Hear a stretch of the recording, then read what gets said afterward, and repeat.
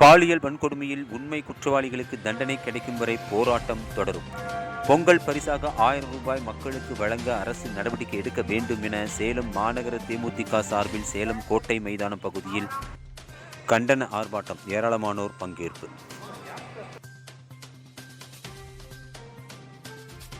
பெண்களுக்கும் மாணவிகளுக்கும் தொடர்ந்து நடக்கும் பாலியல் வன்கொடுமையை கண்டித்தும் தமிழகம் முழுவதும் பெண்களுக்கு பாதுகாப்பை வலியுறுத்தியும் பொங்கல் பரிசு தொகுப்புடன் ரூபாய் 1000 ரூபாய் வழங்கவும், மழையால் பாதிக்கப்பட்ட மக்களுக்கும் விவசாயிகளுக்கும் நிவாரணத் தொகையை வழங்கவும், போதை மற்றும் கஞ்சா இல்லாத தமிழகத்தை உருவாக்கவும் அரசு பள்ளிகளை தனியாருக்கு வழங்க முயற்சிக்கும் தமிழக அரசை கண்டித்தும் சேலம் மாநகர தேமுதிக சார்பில் சேலம் கோட்டை மைதானம் பகுதியில் ஆர்ப்பாட்டம் இன்று நடைபெற்றது. மாநகர் மாவட்ட செயலாளர் ராதாகிருஷ்ணன் தலைமையில் நடைபெற்ற இந்த ஆர்ப்பாட்டத்தில் கழக கொள்கை பரப்பு செயலாளர் அழகாபுரம் மோகன்ராஜ் கண்டன உரை நிகழ்த்தினார்.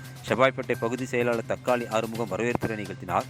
மாநகர மாவட்ட அவைத்தலைவர் செல்வகுமார், மாநகர மாவட்ட கழக துணை செயலாளர் சீனிவாசன், ராஜு, சுகுமார், பேபி வெங்கடாஜலம், செயற்குழு உறுப்பினர் முரளிதரன், செல்வராஜ் முன்னிலை வகித்தனர்.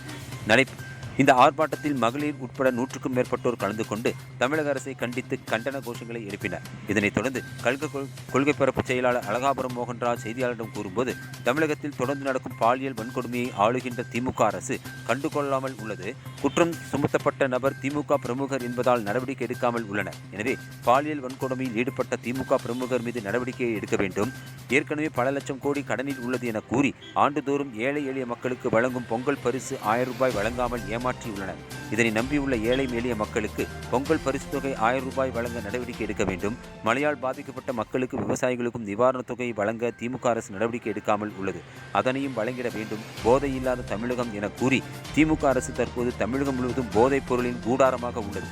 இதனையும் கண்டுகொள்ளாமல் திமுக அரசு செயலாற்றி வருகிறது. ஒட்டுமொத்தமாக தமிழகத்தில் சட்டம் ஒழுங்கு சீர்கெட்டு உள்ளது.